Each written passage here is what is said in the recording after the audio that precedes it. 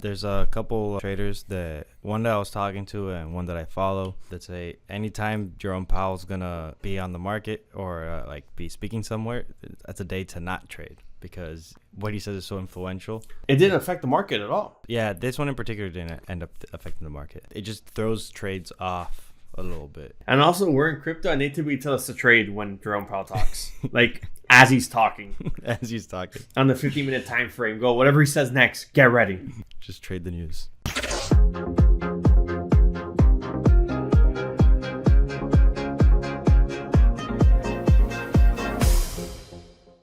Welcome back, everybody, To another week of your favorite crypto podcast, Sometimes Crypto. The Unscripted Crypto Podcast. Ew. Hey, yo.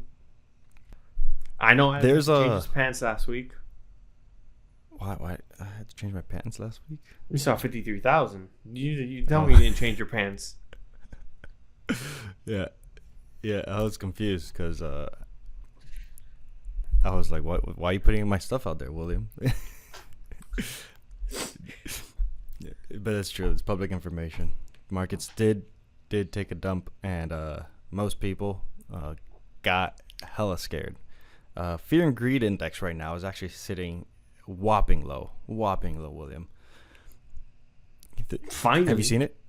Have you seen it? Yeah, it's at 28, 26. Yep. Which hopefully means that we're at the local bottom, and sentiment starts to change soon. Hopefully, we should. This should be a local bottom, if not the bottom. If not the fingers crossed. Fingers crossed. At this point, it's hell in a handbasket. Yep.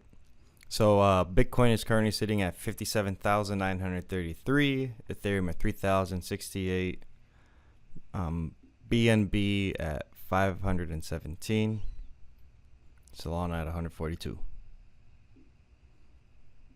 Yeah, pretty much we're approaching the 200-day moving average at this point.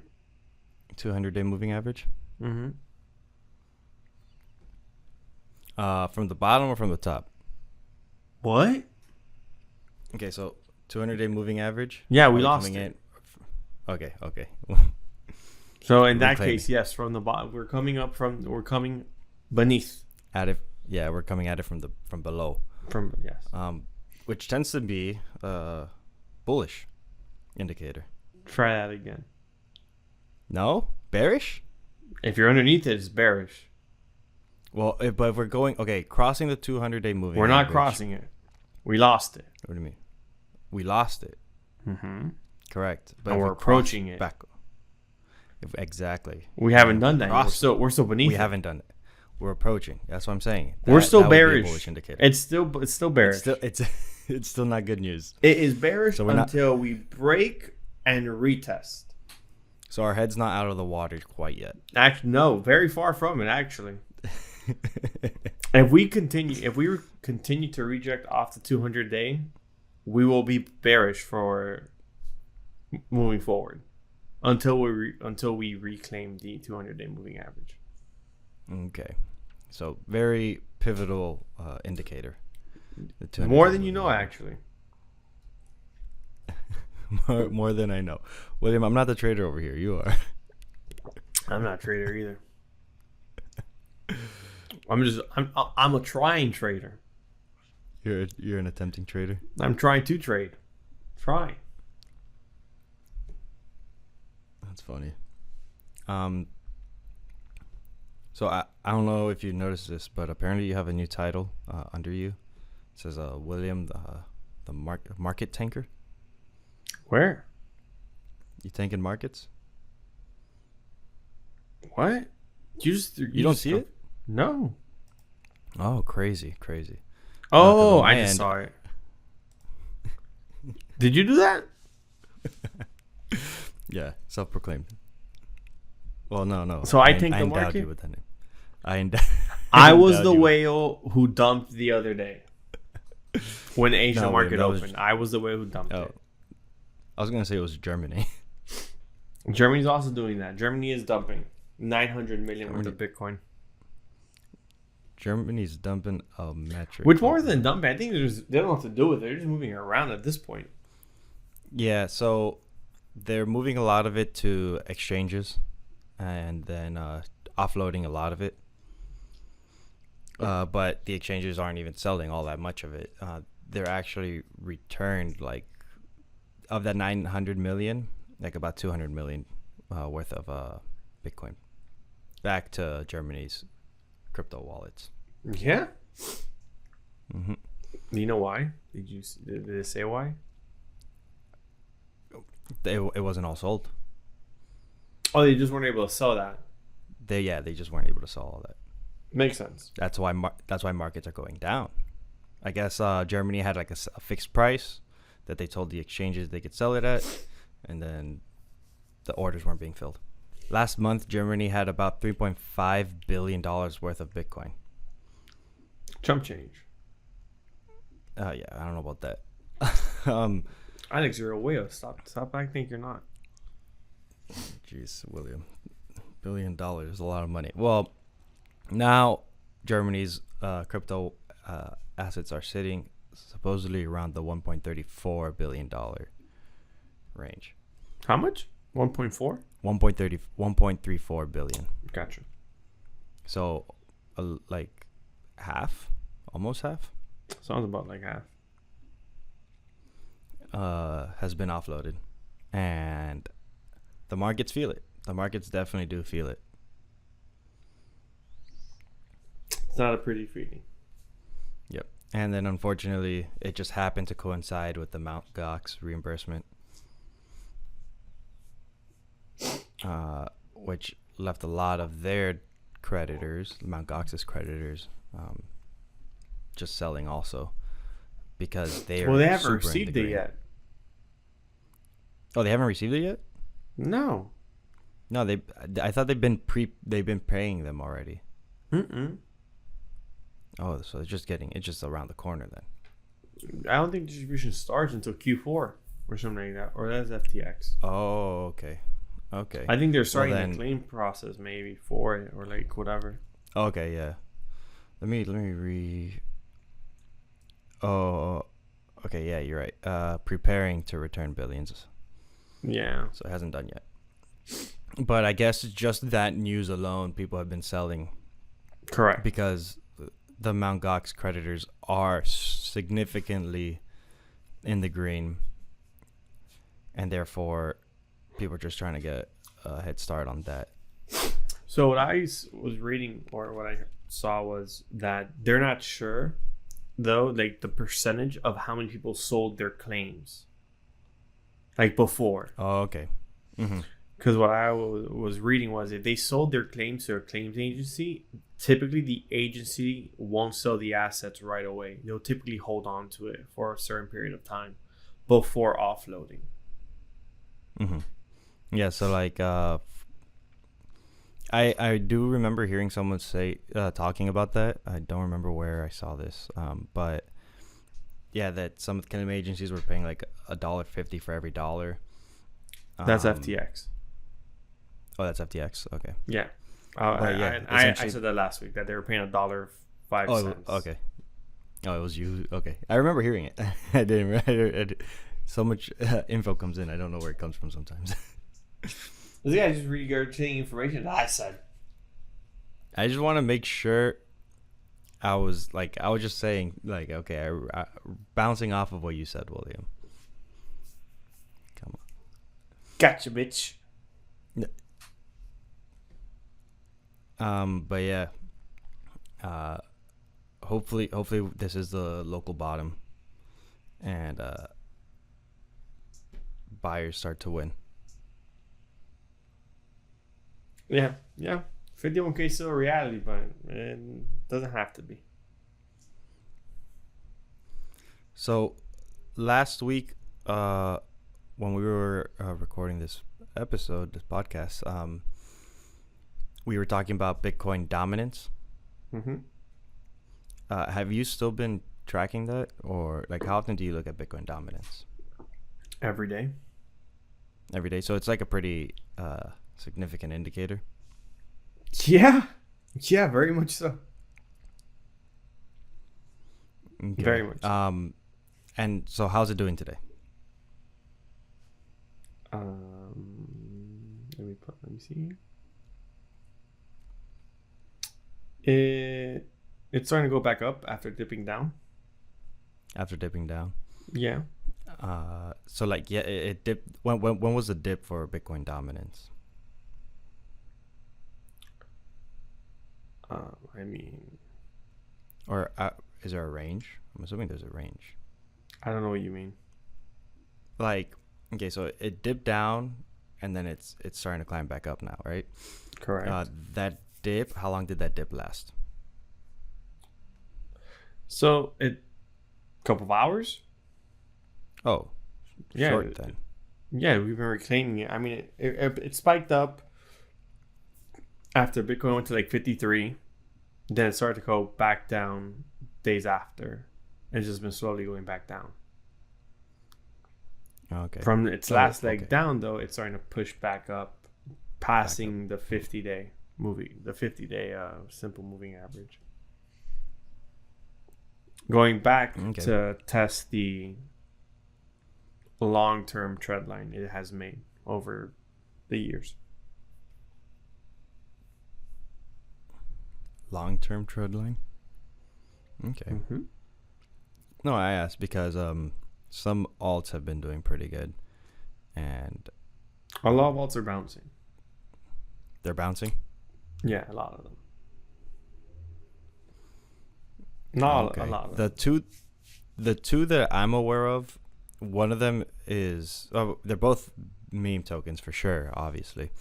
But well, not obviously, but GigaChad and Billy on Solana have had insane amount of gains recently, and it just kind of like literally insane. Because these are like lesser known. Well, I think GigaChad is obviously still known, but definitely more degen than most meme coins. But GigaChad went up a whopping 108% over the week.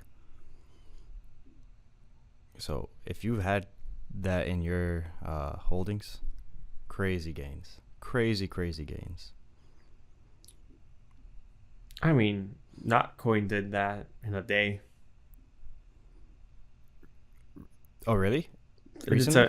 did 70%. Yes, fairly recent. 70%. Yeah. Wow.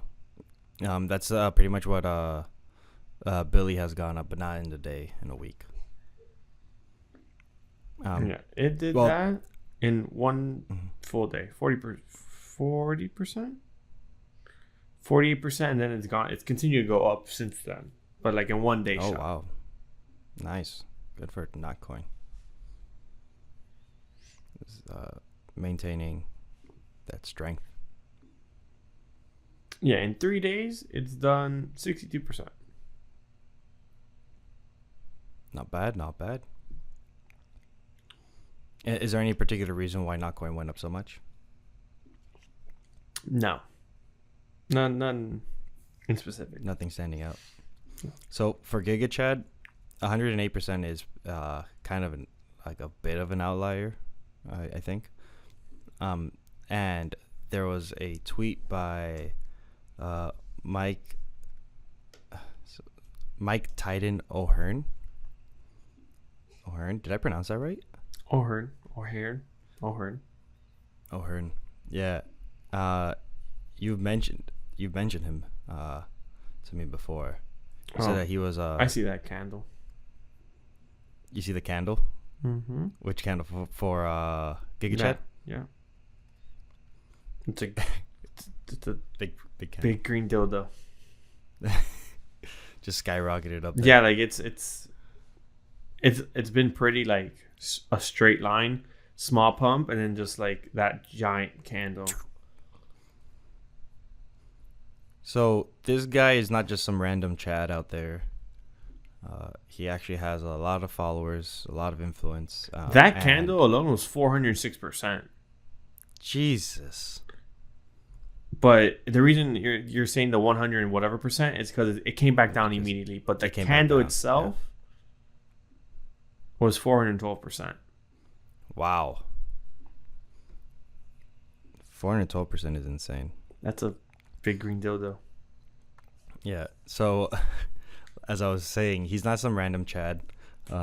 He is, as William told me, because I wasn't aware of this. To me, he was just some type of influencer, some bodybuilding influencer. But no, he won Mr. Olympia. If it's a guy I think about, who I think it is, yeah. So yeah, it's definitely within his like his realm of expertise, the niche for Giga Chad. So essentially, he had posted a tweet on X, with some other dude, where he's like they're just lifting weights, and he asks, "Oh, how much can we pump Giga Chad?" And well, they pumped the living crap out of it for sure. They got the blood vessels moving. I mean, they're yoked. Yeah, that is true. The guy is yoked. They're pretty yoked. So then again, if you had Giga Chad in your pockets, payday. If you sold at that green candle, big payday. Unlikely though. Oh, also the guy I think I was talking about, he didn't win Mr. Olympia, by the way. It was someone else. No. He's a famous bodybuilder and actor apparently, but he didn't win Mr. Olympia like I thought. The guy you were thinking about? Yeah. Or Michael Hearn? The guy you're talking about, who I thought was someone else, did not win Mr. Olympia. But he is a famous bodybuilder, and he also has done movies. I see.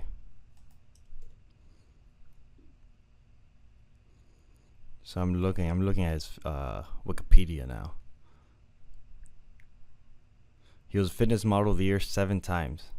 Appeared on the Gladiator Titan. Oh, appeared as a gladiator in Titan. But I ain't Mr. Olympia though. No, I don't see Mr. Olympia. He played football. No, I don't see anything about Mr. Olympia, William. No, that's what I'm saying. I see. I retract my Mr. Olympia statement. It happens. Sometimes we confuse some people, faces, names. Definitely confuses his body with someone else's body for sure. 100%. The guy's still extremely yoked. Homie is yoked though. He actually I'm looking at this, and he played the Hulk in an episode in a web series called forget it. This is ridiculous. He played the Hulk in the web series Epic Rap Battles of History. Yo, that YouTube made some really good bro. Those rap battles were like fire. Oh man, I my blood pressure just went up because of that. Why? Because I'm over here thinking you thought it was gonna be serious. Yeah, I thought it was some like actual like Marvel stuff. No, it's don't get me wrong, it's a pretty good YouTube channel, but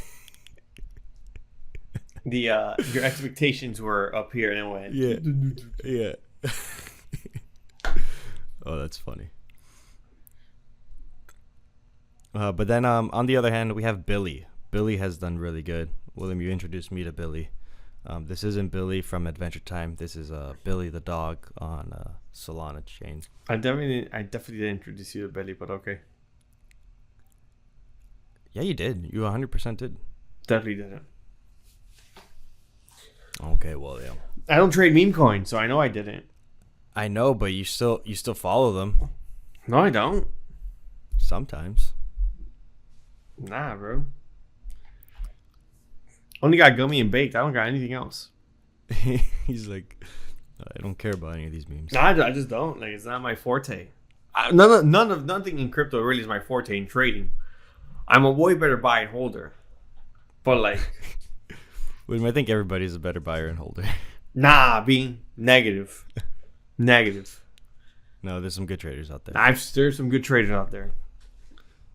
True. I mean, Some it takes time. some traders who catch that 70% on not coin on a 10x or a 20x or a 35x, you know? Oh my! I forget that leveraging is a thing. Yeah. So imagine that a $5,000 position on a 20x leverage on a 70% pump. That's insane. That's a trade, bro. That's a big boy trade. So what would that work out like? So like $5,000 at 20x, so multiply that by 20. Right? Yeah, That's $100,000. that's a $100 position.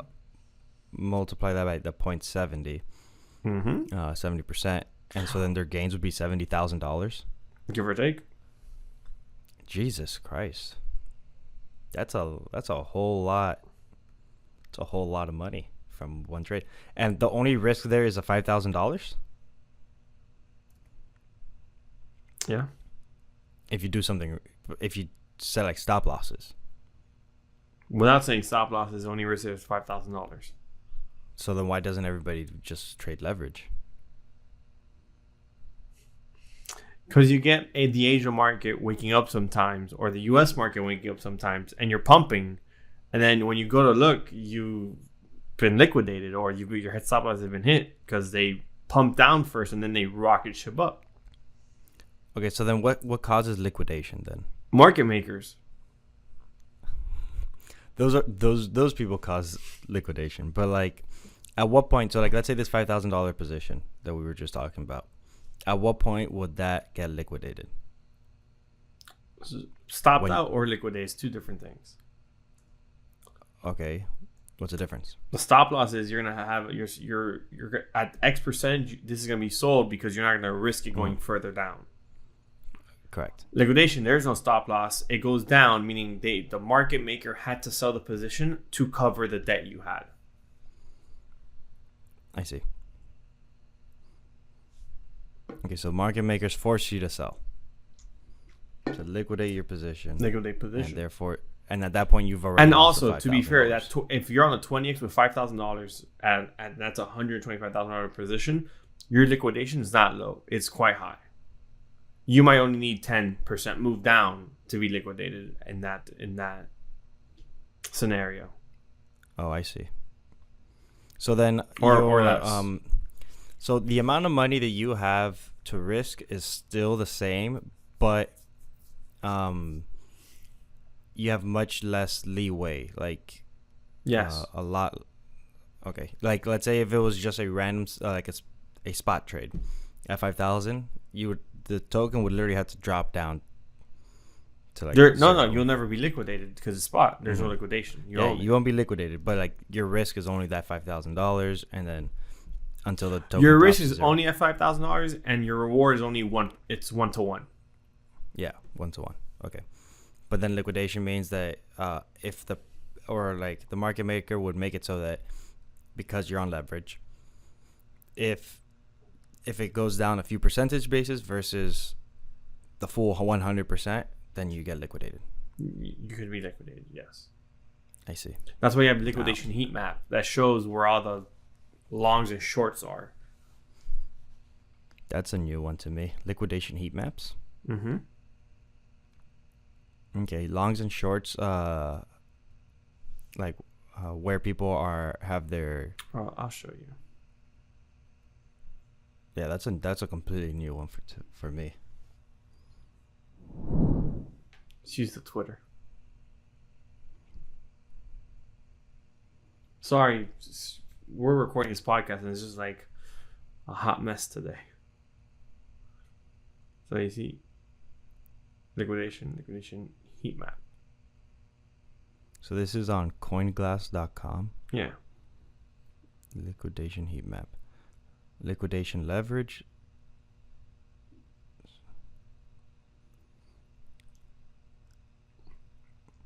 So this means bottom is time. Huh? The x-axis is time. Yeah. And then this one's price. So the right axis. The further we go up, there's this is liquidation. Meaning, yeah. And then shorts are piled up. So if we go up here, whatever, this will be liquidated. So if we reach 58,397, the liquidation for leverage, the amount of leverage that's going to be liquidated is $54 million. Okay, I see. If we were to dump down, which is doubtful because there's very low liquidation, there's very low reason to come down here, unless we're going to go down to the 56 again when there's a little more. So that means people are more bullish in this, looking at this map. No, so the down means that, so for trades, the down, like this liquidation, is price has to go up.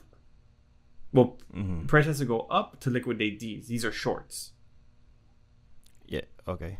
And these are longs. No, opposite, my bad. No, opposite, Shorts, opposite. Yeah, longs. yeah. Okay, so and then the color indicates how much money it is.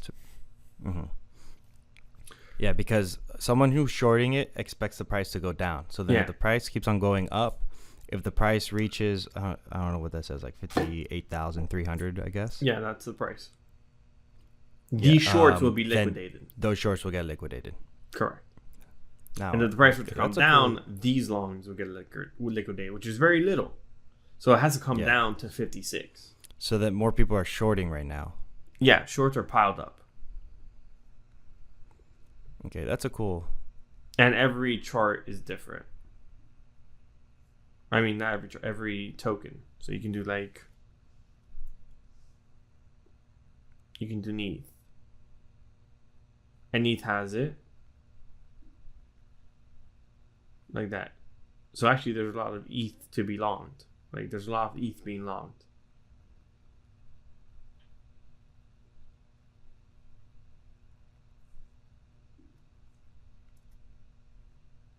You good there? You froze? Yeah, I think I froze. My camera froze. Okay, yeah, you did. Yeah, you froze solid, buddy. Yeah, hardcore solid. I think we're gonna have to stop because this isn't working. Alrighty, guys. All right, we're back. We had technical difficulties because of Alex's cheap equipment. Yeah, I don't know. He's had it for 1,000 years, though. He's had this with a vampire. I haven't had this for 1,000 years. It just happens to be 1,000 years old. You see? You're close enough. Yeah, so the heat map, as we were talking about earlier, is what you kind of guide yourself on. Yeah. No, but that makes sense. In terms of like the market being over one way or the other. Yeah. No, that's a cool tool. I never seen it. I never heard of it, but I feel like I have pictured something like that to a degree. I was like, as being something that existed. Yeah. And that isn't like, that's just the accumulative amount of orders or like stops and liquidation points at those levels. Okay.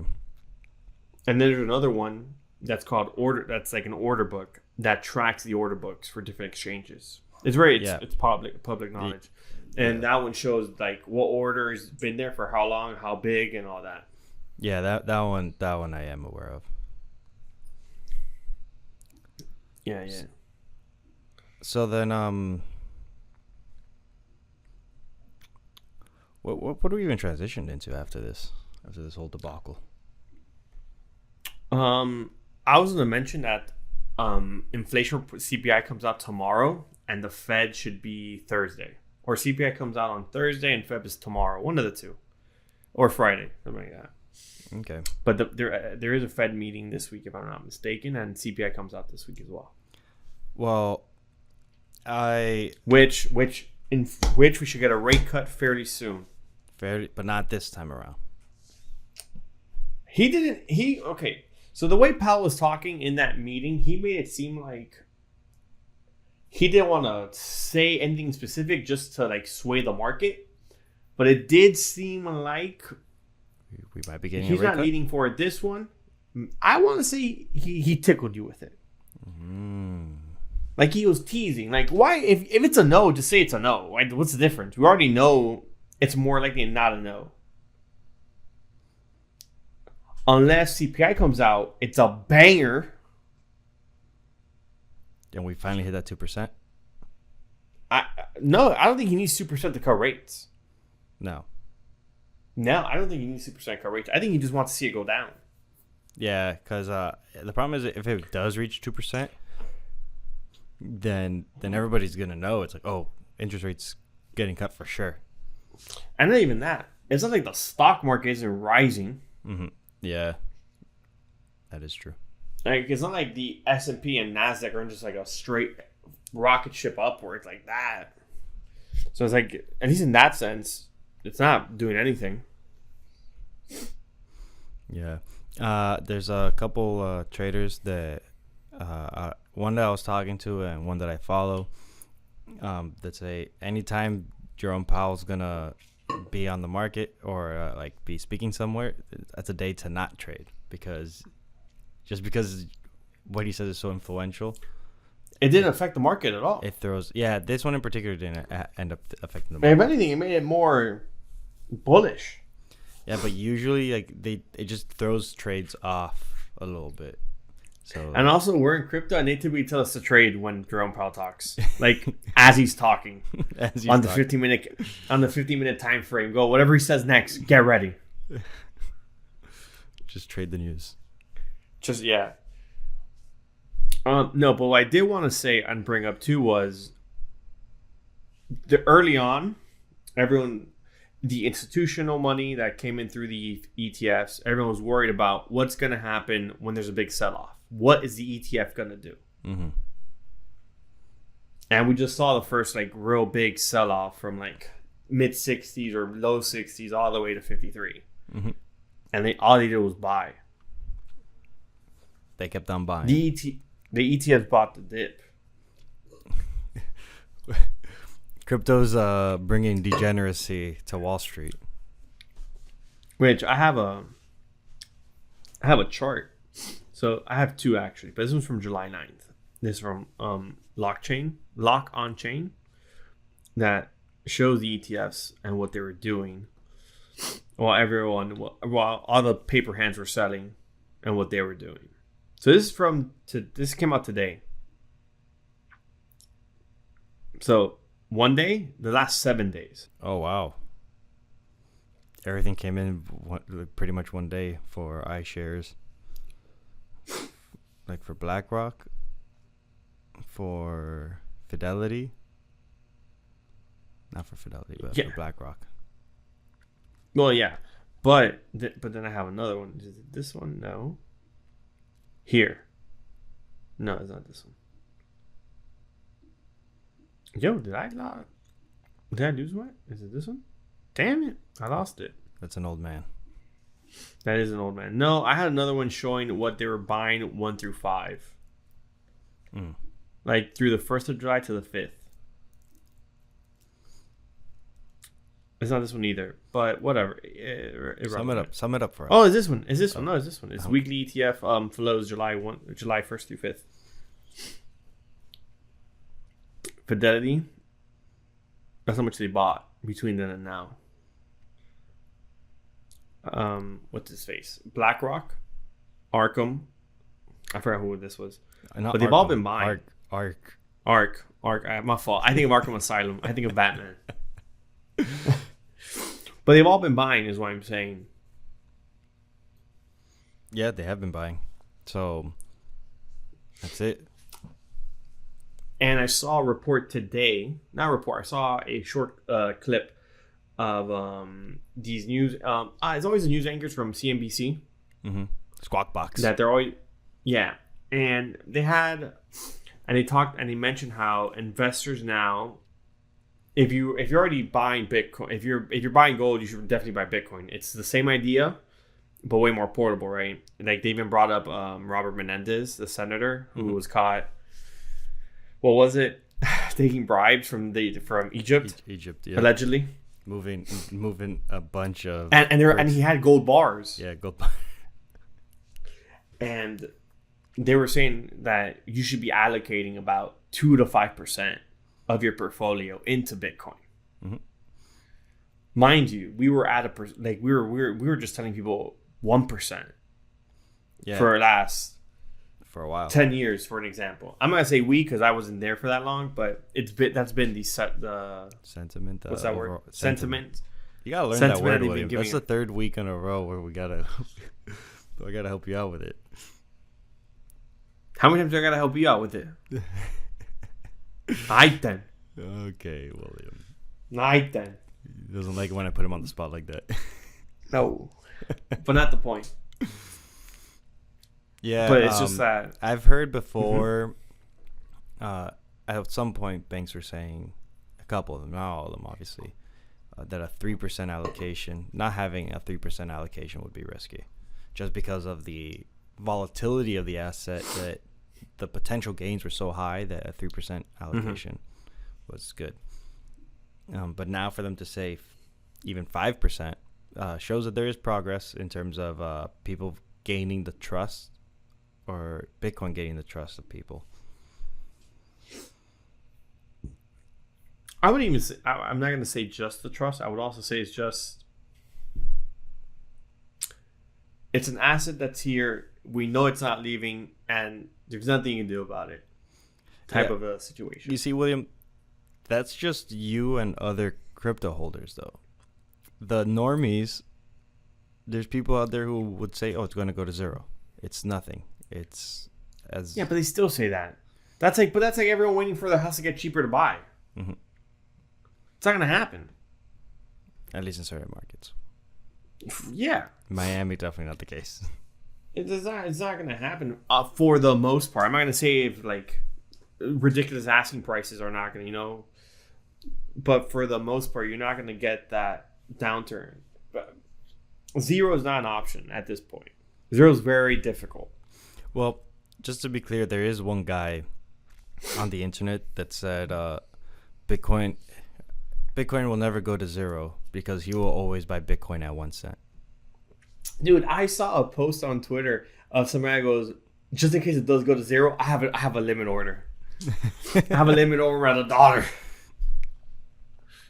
He goes, I won't let it go to zero. I'm buying it all. He goes, I have a limit order for 20, like for a stupid number at $1. Yeah, probably like $20,000. Dude. Yeah, there's no way. There's no way. It's just not gonna happen. Not to that price, but that's like which I didn't think Solana would get to it, but like Solana got to $8 at its lowest. Yep. You know what $8 is for Solana? It's sitting at 140 right now. Yep. This current cycle was 210. $8 to 220. Crazy gains. Crazy. That's absurd. Yep. I mean, you only really see that in the crypto markets also. For the most part. Yeah. Very, like, not every stock is NVIDIA, Facebook, Tesla. Yeah. Apple. They're not that. That is true. Not even, I'm going to give a quick example. Tau, it's a AI token. It's called BitSensor. It launched with a really high value. It launched at what?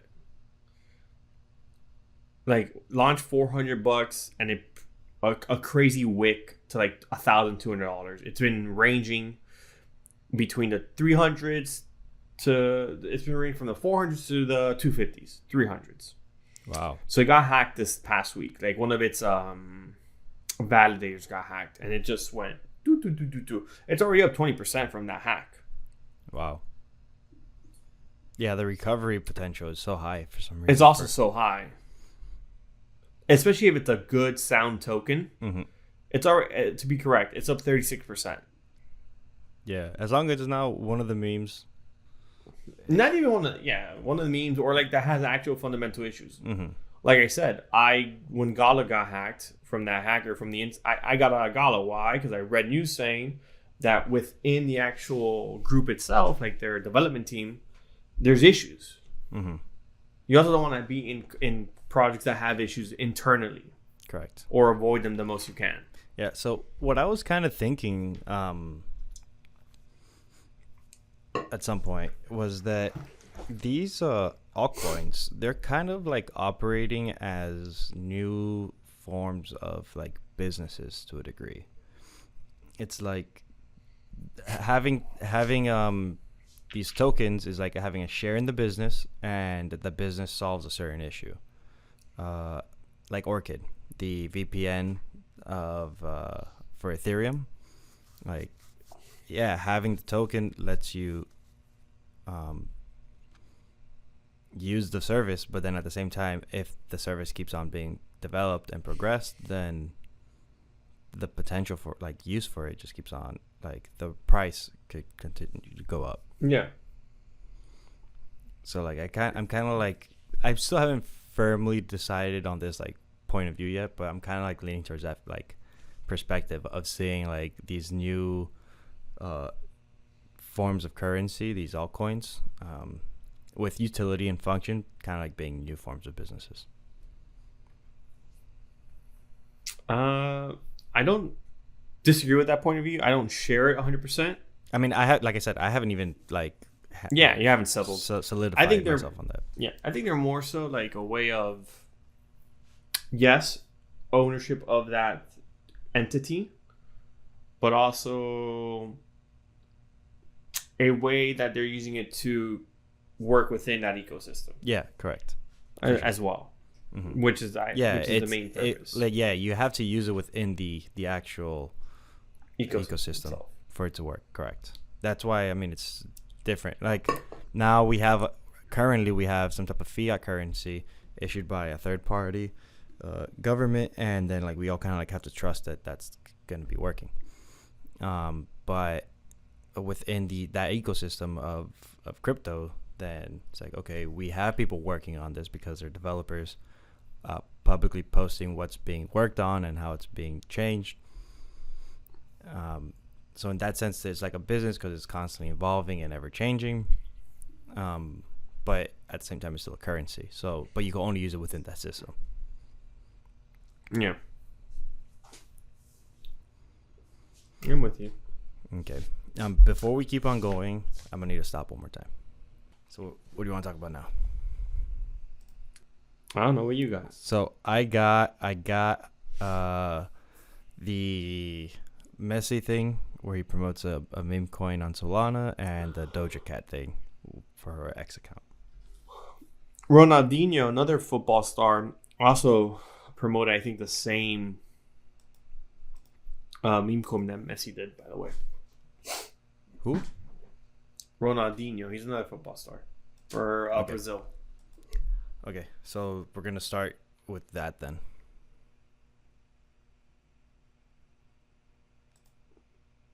Yeah, let's do that.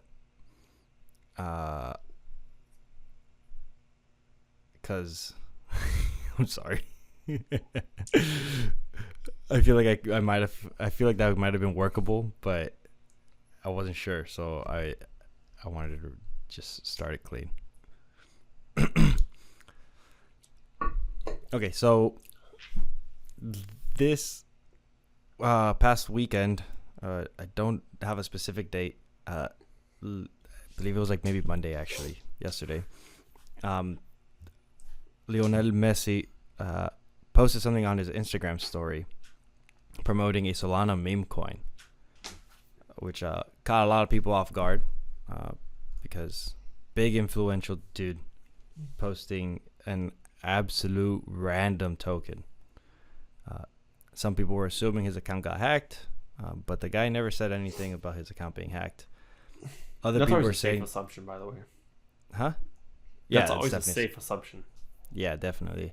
But then some people were saying, well, he's busy getting ready for this game coming up, or this game that probably just happened by the time you're watching this, where it's Argentina versus Canada in the Copa America.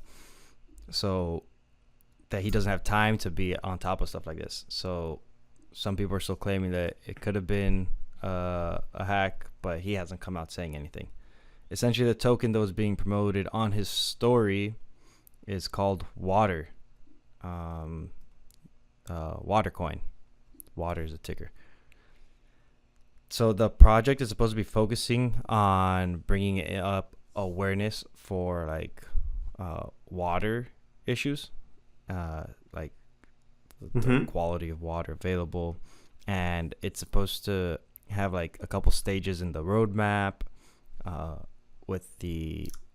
So it's not really a meme coin. No, it's not a meme. It's not a meme token. Correct. Sorry, I did say meme token. No, it's an altcoin. No. You can still consider a meme token. I'm just saying it's not like a purebred meme token. Yeah, correct. So this altcoin is gonna have like a couple stages in its roadmap that always end up going so well, right? Essentially, pre-sale, celebrity endorsements, and then full-fledged functionality.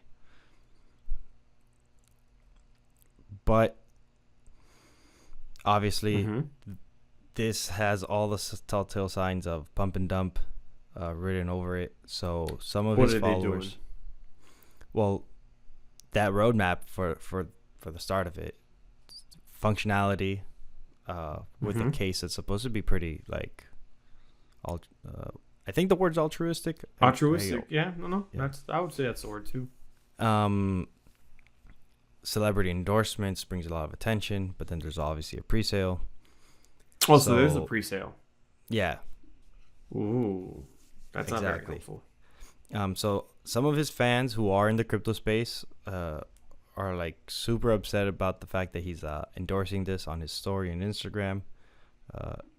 One went as far as saying, "Oh, he used to be his hero," and seeing how he's being dramatic. Yeah, I agree. He might be being dramatic.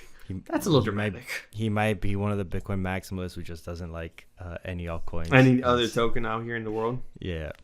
So yeah, one of the things that's super concerning about this token, is that the insiders, the people who've pretty much like made this token, own 30% of the total supply. And I can see that being an issue. Yeah, and then after this whole like Messi announcement, the token doubled in price. That sounds about right, though. Yeah, so I mean it's super cheap. Like it's a low cap. It's a meme super coin. Low cap. 0.0003188 cents before the announcement, and then after it was 0.001501, and still doubled, but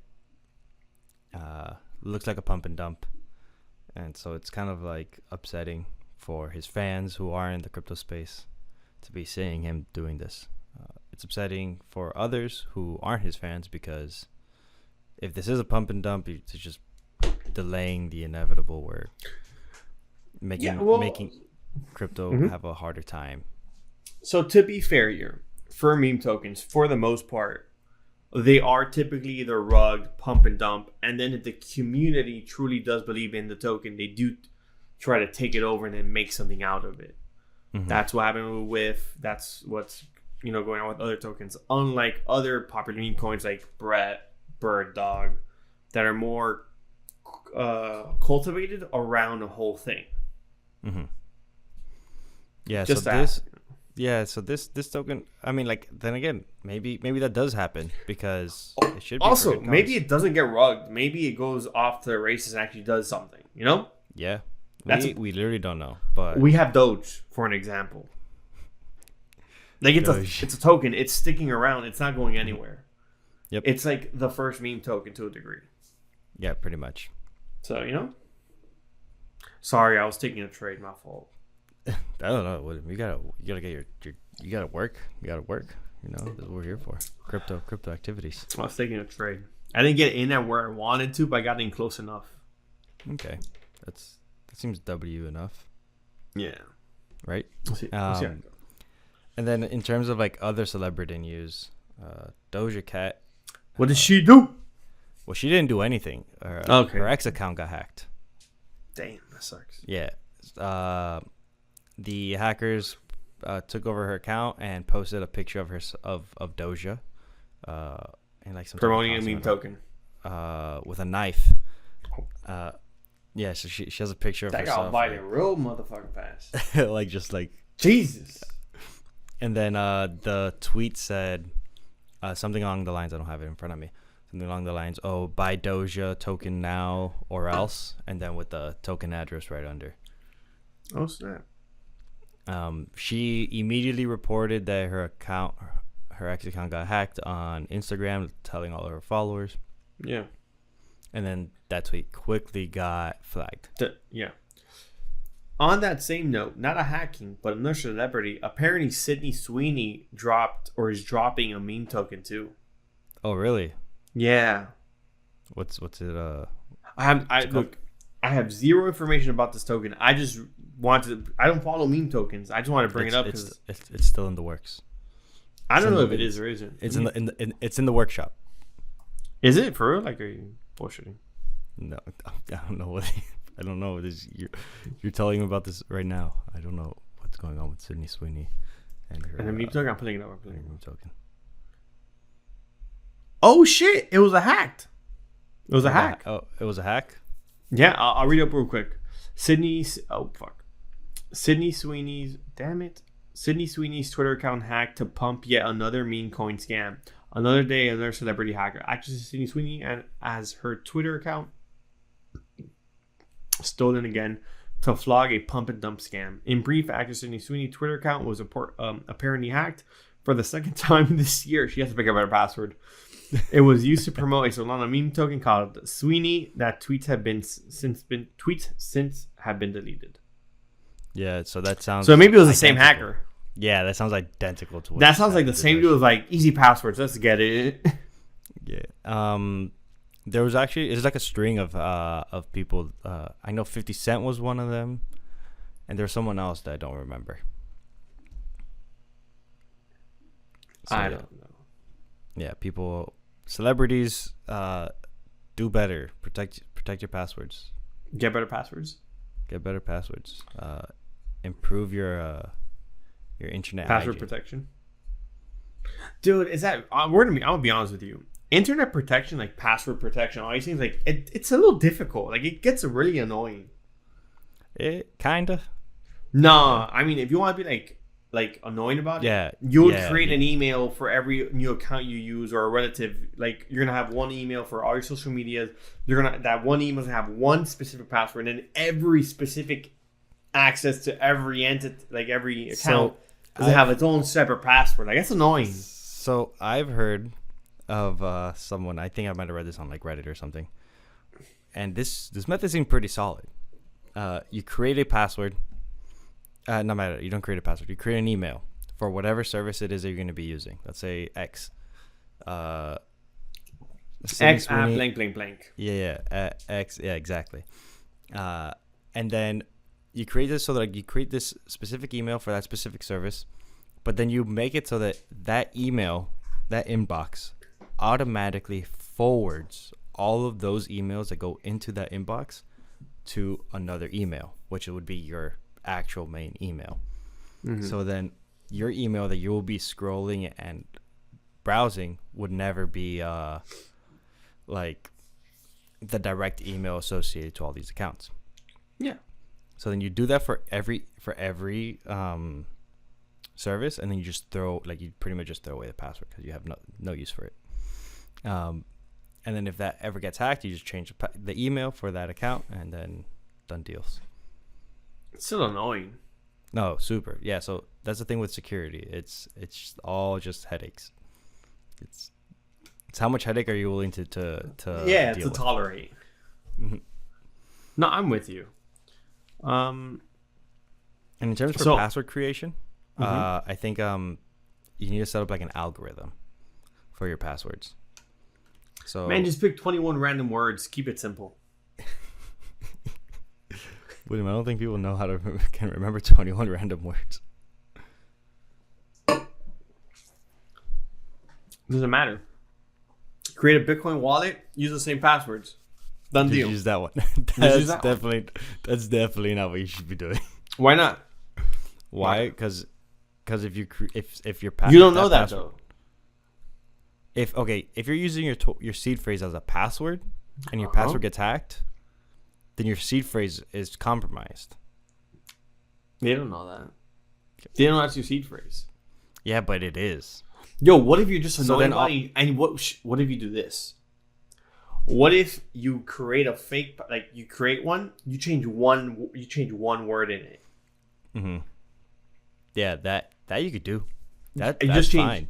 You just change one word but like in the actual molding itself, you change one word, and that's a word you have to remember for the rest of your life. And then that's your password, the seed phrase, like the one that's on the thing. Mm-hmm. But then to get into the seed phrase, you need that one word that only you know. Yeah, that you can do that, I guess. Solved your problem. You see, you were attacking me, but I just solved the problem. That works. You also have to know where that word is, which one it is that you need to replace. You just gotta put. Yeah, I would keep it simple. Beginning or end. Fuck out of here. It's the thing with him. Everyone would do that. And if it's in the middle, you choose both. You choose two of them. Yeah. True.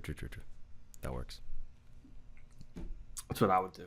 I don't do that. I guess. Knock yourself out, I guess. I said knock yourself out, I guess. Hey, man, if it gets the job done. So I got one more thing. Mm-hmm. Uh-huh. What's up? Now, I was going to say it's better than using the same password for everything. Leave me out of this. You're a funny guy, William. I changed it up, though. Bro, but you know what's even funny? It's not even based on you. Like, even if you do change your password constantly, it's always annoying that you get that one message saying, oh, your password's being in some data breach. And it's like, I just did that one. That was new. You're like, damn it. Yeah, well, a lot of people change their passwords on the monthly for everything. I wish I was them. That's good hygiene. I change it weekly. Keep them on my toes. The reason I change it weekly is because I forget my own password because I change it weekly. Yeah, that sounds about right. I have to redo it every time. Yeah, every time I log in, I just don't remember passwords. I just change it up. Nah, but back onto like real things. Yeah. So Vanek and 21 Shares both file for Solana ETFs. Woo. Solana ETFs. Yeah. So this is the rumor. They're gonna start getting the process started for the spot ETF, right? And then they're gonna file for a futures ETF. Typically, what happens is the futures ETFs takes less time to get approved than the spot. So their train of thought is by the time if they get the ETF, the futures, approved, they can then by the time that rolls around, the spot one rolls around, they can approve that one as well. Since you need since the court said to the SEC you can't be capricious and you have to approve a spot if there's a futures. I think that hopefully that made sense. Yeah, that made sense. But what I don't understand is why is the future ones easier to do than the spot? I don't know either. But it just is. Since you're not buying the actual asset or holding the actual asset, and you're just speculating on the price of the asset, it seems that's why it's simpler. I see. That sounds like a whole. Because from my understanding is you're not going to hold the actual asset. You're not holding the actual asset itself in it. At least that's what I've gathered. But yeah, that makes sense. Hopefully. Damn. So ETFs are hopefully gonna be coming out soon. Within the next week or two, right? A couple of weeks. Some people are saying likely within the next week or two, but then there's also gonna be other people that say this is gonna be back and forth. But some paperwork's filed yesterday, recently. Yeah, it was the SB21 or S1C. S1s, something like that. S1s, some jargon, not important. Fair enough. But progress is being made for Ethereum ETFs, and amid Ethereum ETFs possibility, staking for ETH is shooting up. Currently sitting around 27% of total ETH supply being locked up. Damn. Damn. How much? 30? 27. Okay, close enough. Yeah, that is 32.6 million Ethereum. That's a lot. Yep, a lot of Ethereum. There is a Ethereum researcher. His name is Evan Van Ness. Where he's, and I quote, he says, "If your staking pool is running majority client or runs in the cloud, you're putting your ETH at risk because of high centralization." Yeah. Quote ended at risk, by the way. But yeah, he says that's a lot of Ethereum being locked up more than necessary for the network to work, and that on one client. There's more than necessary Ethereum locked up for the network to work. As more people are staking, that means the rewards are going to be spread out thinner and thinner, so it should like kind of like disincentivize people from staking. That's not the way it works, though. Like, everyone's going to want to stake if they can, if they get their 32. Or they're in that liquid, or they're in... So it's in a pooling thing. The majority of them is pooling because not most people don't have 32 ETH. Which is kind of crazy. Mm-hmm. Yeah, I mean, a lot of people have a lot of ETH, but very few people hold 32. ETH. Yeah. Oh, and we've mentioned this, I believe. I think we mentioned it on air about how Vitalik wants to try to get that number lower so that it's more home staking friendly. But wouldn't that just cause the amount of people staking to go up as well? Like doing the op.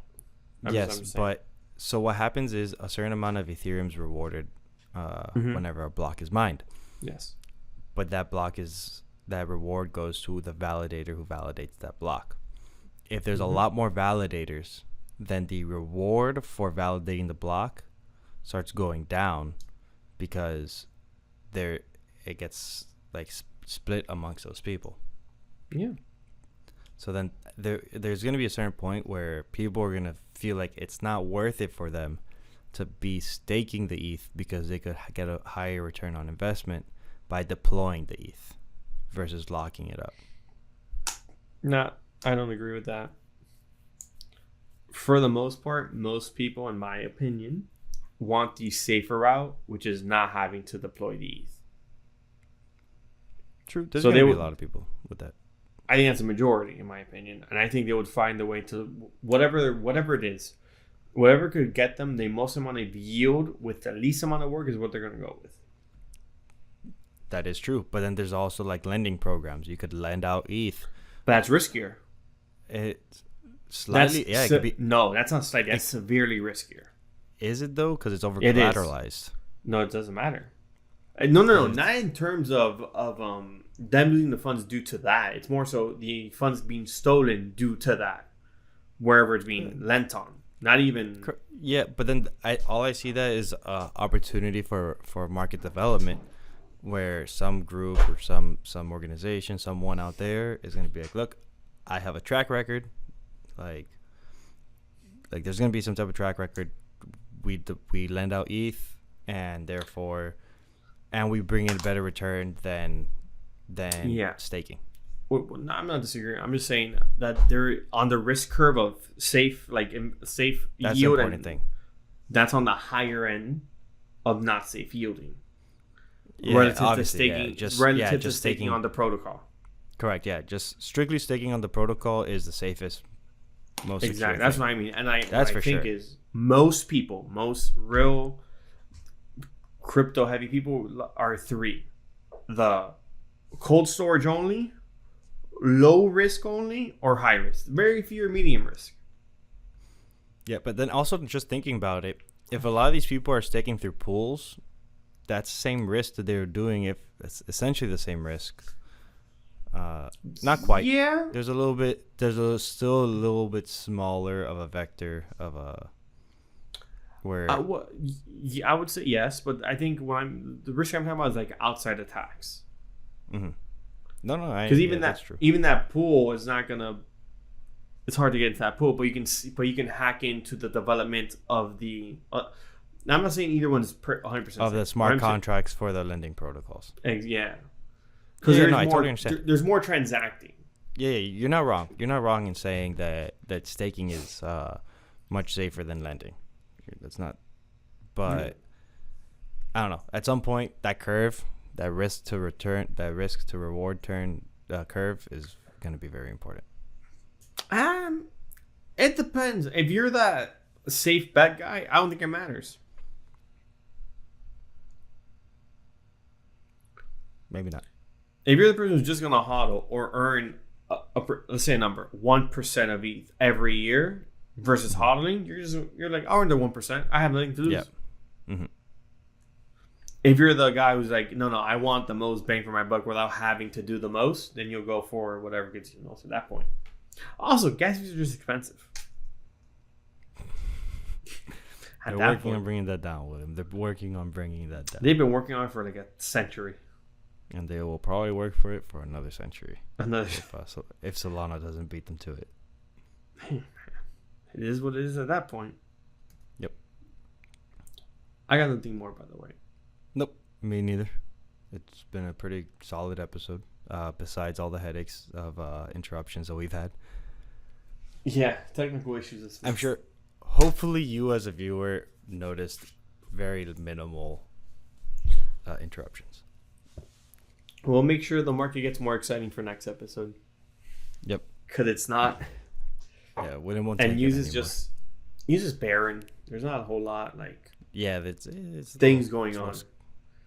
Yeah. Like apart from like a bunch of market like of token unlocks, which are going to dilute the price. Mm-hmm. Not much. I mean, Jupiter is going to cut 30% of its supply, which we stated that a couple weeks back. We talked about that. Which will help. Old news, but yeah. But I'm seeing they're gonna do it at some point coming soon. Yeah. True. Well then, like, subscribe, follow, hit the notification bell, comment. We didn't get 3 comments. We got 2 comments. We got 2 comments. Alex was almost with his shirt off this week. We'll leave it up. If this episode gets 3 comments, Alex will be shirtless for the next one. Yeah, I'll do that. I'm holding to it. I need 3 comments, people. But 3 comments. Yeah. Well, thank you guys for tuning in. It's been another week of your favorite crypto podcast. Sometimes crypto. The Unscripted Crypto Podcast. Ayo. Ayo.